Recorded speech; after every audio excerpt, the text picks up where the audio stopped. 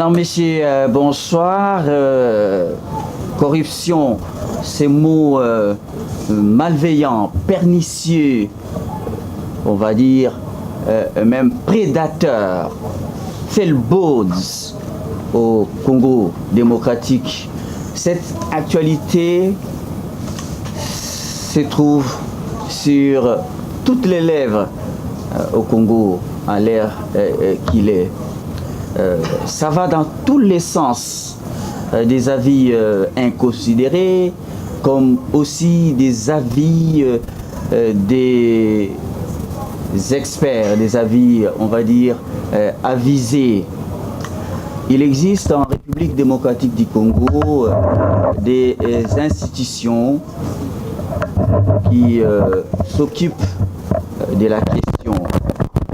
Dans cette édition des Nouvelles Donnes, on va tenter d'apporter des éclairages par un expert patenté, un expert, un spécialiste de la question, lui-même d'ailleurs universitaire.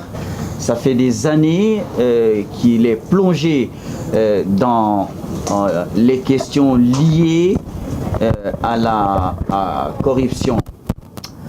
Le professeur Augustin Mwendambali est en plateau des Nouvelles Donnes ce soir. Il vient éclairer la religion des Congolais sur cette actualité, comme je l'ai dit, fait le buzz en République démocratique du Congo. Professeur Augustin Mwendambali, bonsoir. Bonsoir Saint-Fils, bonsoir chers téléspectateurs. Merci d'avoir accepté l'invitation des Nouvelles Donnes. Professeur Mwendambali,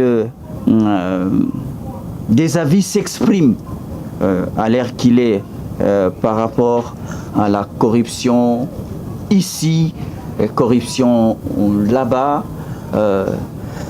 Ça va dans tout le sens, comme je le disais.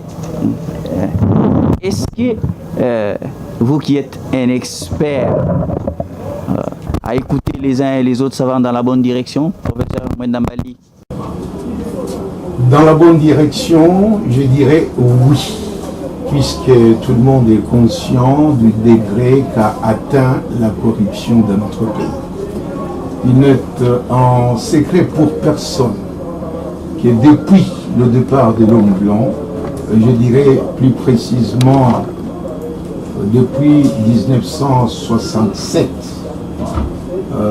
la RDC est visitée par une pandémie qui n'a pas laissé du tout aux Congolais le temps de pouvoir se préparer pour la stopper.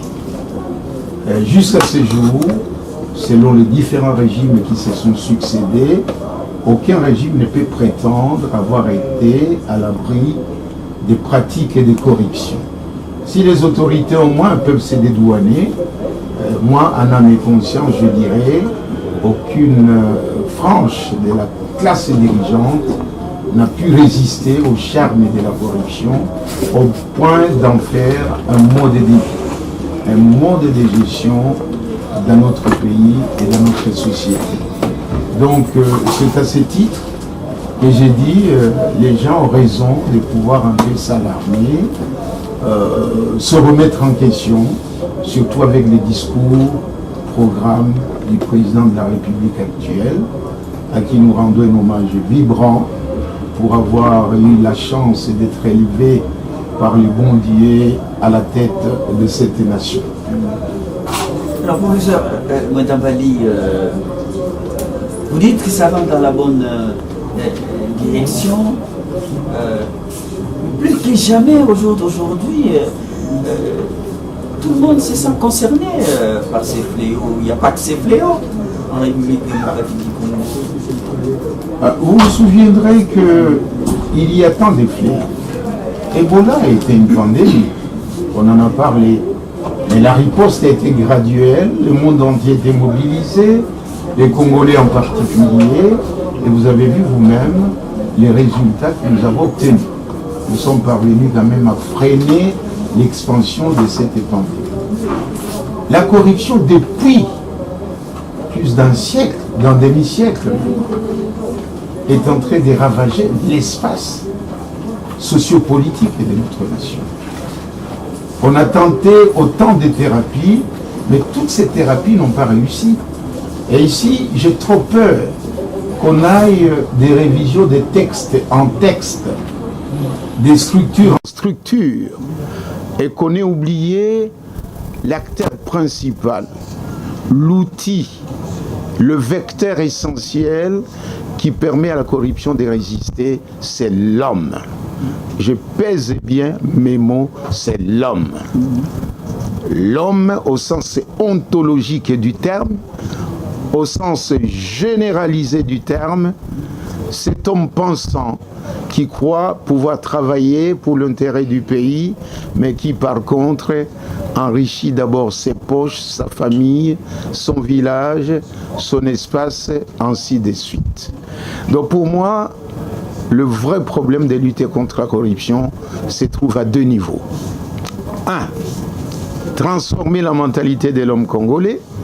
Deux, réussir à obtenir l'implication réelle et soucieuse, je pèse encore le mot, soucieuse de la haute hiérarchie, de déclarer la corruption comme un crime de lèse-majesté, contre un crime contre la personne du chef de l'État, de manière à ce que quand il dort, qu'il sursaute parfois de son sommeil pour dire « je suis en train de châtier les praticiens de la corruption, les corrupteurs et corrompus ». Et quand ça va atteindre ce degré, je crois que tout le monde sera en état d'alerte, que les choses sérieuses ont commencé. Et je vais ajouter un élément. Que vous veniez de l'extérieur, de la diaspora, de partout. Nous sommes les produits de la diaspora. Pour preuve, nous avons terminé nos études en Europe. On n'a pas seulement été en Europe pour faire le tourisme ou quoi. Nous sommes attelés à la tâche, mais nous éprouvons d'énormes difficultés. De un, l'autorité hiérarchique est suprême. Quel que soit le degré de sa volonté à lutter contre la corruption, mais si cette volonté n'est pas relayée par l'ensemble de la classe dirigeante, n'est pas appuyée par la population, si elle n'a pas l'adhésion de la population, aucune volonté politique ne parviendra à transformer ce pays en Congo paradis dont tout le monde rêve. Professeur Mouinamali, quand vous entendez les Congolais jusqu'à dans la rue donner des avis, peut-être inconsidérés,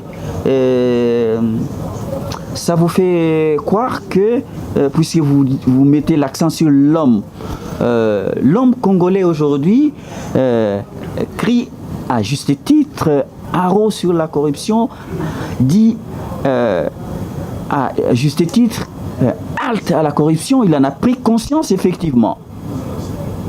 Apparemment, il y a une conscience, une prise de conscience des façades. Ah, vous dites des façades? Des façades. Pourquoi? Puisque nous avons mené autant d'enquêtes. Même les gens qui vous tiennent des discours muscleux sont concernés par les pratiques de corruption. Je me souviens avoir vu des hommes d'État parler à partir de leur tribune politico-socialisante, mais je vous dis sincèrement, si vous fouillez derrière leur veste, vous verrez que tous sont passés par des pratiques minables de la corruption. Mes enquêtes l'ont démontré suffisamment. J'ai mis autant de temps pour comprendre les problèmes d'infiltration de la corruption dans le tissu socio-économique de notre pays.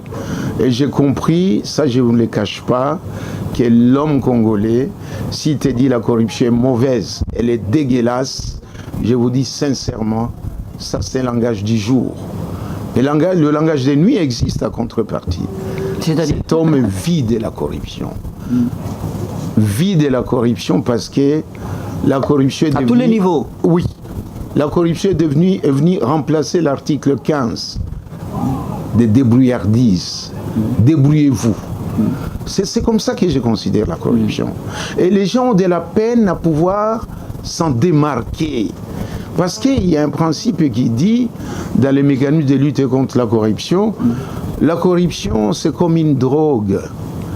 Quand vous avez appris à se familiariser avec elle, il devient pratiquement difficile de pouvoir vous en débarrasser.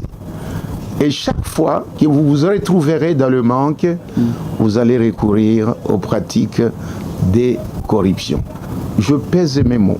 Je le dis en conséquence. C'est le laboratoire des recherches, 15 ans de recherche sur la corruption qui est en train de vous parler ici.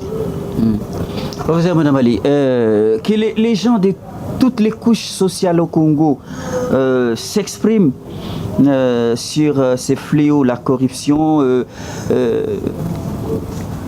votre point de vue, ces vocables fait partie du vocabulaire des Congolais et du Congo. Écoutez, vous m'appelez ici à penser à un chef d'État pour justifier les pratiques de corruption dans son pays, qui ne se gênait pas de dire que le vocable n'est pas africain. C'est un mot d'origine européenne, occidentale. Donc nous ne sommes pas le premier à être concernés par la corruption. Nous l'acceptons et nous vivons la corruption. Nous la subissons malgré nous. Ce discours démobilisateur n'est pas un discours qui peut réparer les affres et la corruption. Quel que soit le terme, quel que soit le langage biblique, évangélique, qui utilise les concepts de corruption, les corruptions n'est pas une bonne chose pour l'humanité, n'est pas une bonne chose pour une nation, n'est pas une bonne chose pour un État. Que ça soit dénoncé par les Indiens, les bouddhistes, les musulmans ou quoi, j'en passe. C'est un mal qu'il faut combattre avec la dernière énergie. C'est un mal qu'il ne faut jamais tolérer, qu'il pénètre votre espace. Et n'essayez pas de vous justifier en disant c'est vous qui avez créé le mot corruption, c'est vous qui en connaissez l'origine. Nous aussi, ça peut nous ravager aujourd'hui, on s'en moque parce que ça ne vient pas de nous. Ici, j'ai fait appel à l'homme consciencieux, à l'homme qui a peur de la dérive qui menace le monde d'aujourd'hui suite aux pratiques de corruption, à ces valeurs que nous perdons, à ces enfants dont nous perdons le repère. Nos enfants sont en train de vivre un autre monde. Quand le parent ose lever la voix sur son enfant, il est le premier à dire « Papa, qu'est-ce que tu fais pour moi? Un petit fonctionnaire, tu ne peux pas me nourrir, je suis obligé de me débrouiller moi-même. » Va te faire foutre, tu n'es pas un père digne pour moi parce que tu ne parviens pas à remplir mes missions, mes obligations. Autant de conséquences que vous voyez que ces mots véhiculent. Il est en train de faire des ravages. Et les premières victimes seront nos générations futures. Ça, je vous le dis sincèrement. Nos générations futures vont en souffrir. Et j'ai toujours dit, suite aux pratiques de corruption qui montent, sérieusement, qui grimpe dans notre pays, sa course est infernale. Je crois que ce pays risque d'être vendu contre un morceau de pain. Professeur Mwanambali, tout le monde en parle, partout, hein, au Congo, de ces vocables pernicieux, la corruption. Vous y voyez dans les chefs des Congolais, de toutes les couches sociales désormais, une prise de conscience collective et que tout le monde désormais va tourner effectivement le dos à la corruption. Tout le monde est en train de dire stop, ça suffit. Professeur Mwanambali. Il y a un semblant de prise de conscience collective. Vous dites encore un semblant. Je le dis, puisque mes enquêtes l'ont révélé, sur autant de personnes interrogées, 50% ont reconnu que la corruption est une mauvaise chose. 50%. Et quand je reposais la question autrement, avez-vous déjà été sauvé par la corruption? 50% ont dit oui, nous avons été sauvés par la corruption. Avez-vous déjà corrompu quelqu'un? 50% encore diront oui, nous avons déjà corrompu des gens. Et si vous demandez, avez-vous déjà été corrompu? Encore 50% au moins reconnaissent oui. sont des gens qui avaient été corrompus. Donc cette prise de conscience, pour moi, collective, je les trouve collective, elle est des façades. Elle est des façades et pourquoi? Parce qu'elle n'est pas accompagnée des actions de fermeté à l'endroit de cette pandémie. Ces actions de fermeté, il en faut. Il en faut absolument. Ce ne sont pas des théories, ce ne sont pas des éclaireurs, ce ne sont pas des éducateurs, ce ne sont pas des innovateurs qui viendront mettre fin aux pratiques et des corruptions. Attendez, vous lâchez le mot, hein, professeur Mwendambali, hein, fermeté. Hein, vous faites référence à quoi? C'est-à-dire, désormais, il faut des méthodes fortes. Très fortes pour éradiquer la corruption. Concrètement, pour aller au changement effectif. Je vais emprunter le discours du président Kabila. L'ancien président disait « Les portes des prisons seront grandement ouvertes ». Belle initiative, belle vision de lutter contre la corruption. Mais cette vision n'a pas été relayée par l'ensemble de la classe politique congolaise. Par contre, cette classe politique s'est mise à se moquer du président de la République en disant « Les chiens aboient, la caravane passe ». Quels sont... Et ça doit appartenir au passé? Ça doit être derrière nous désormais? Au contraire, j'aimerais que ces genres de déclarations, complétées par celles de l'actuel président, dont nous saluons l'avènement, la tête de la nation, puissent en inspirer. Son prédécesseur a crié.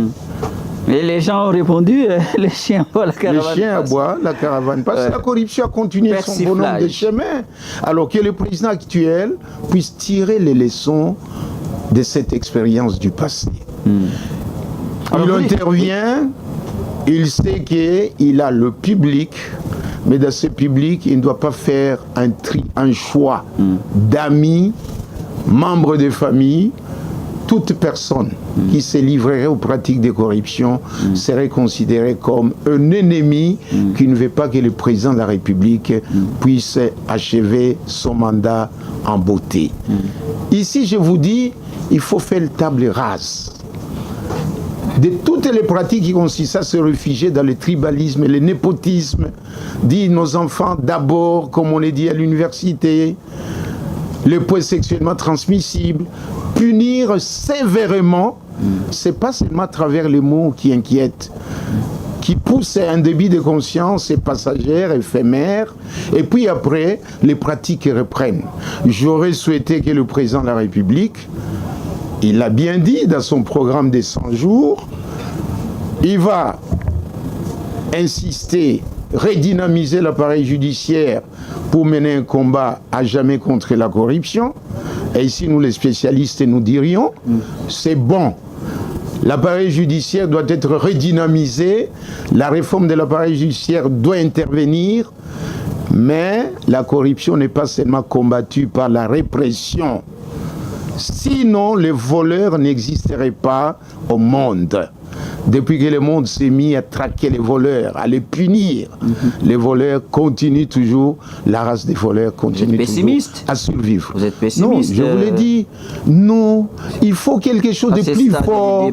Quelque chose de plus fort. Moi, je suis donc, de ceux-là. Des mesures impopulaires. Je suis de ceux-là. Des mesures impopulaires, mais qui vont permettre un déclic, un changement des comportements dans les gens qui persistent, qui voient leur bonheur à travers la corruption. Et parmi ces mesures de changement, je vous ai dit, il y a eu un projet de loi portant lutte contre la corruption qui n'a jamais été discuté au Parlement, tout simplement parce que les députés n'y voyaient pas leur intérêt gagnant-gagnant. Le terme n'est pas le mien, c'est le terme que la coopération actuelle a inventé. Jugé parti. Oui, non, écoutez, quand vous y voyez quelque chose de bon, moi aussi j'y vois, nous fermons les yeux. Vous voyez la complexité du terme gagnant-gagnant. J'aimerais vraiment qu'il y ait une rupture, une cassure, ce que j'appellerais une rupture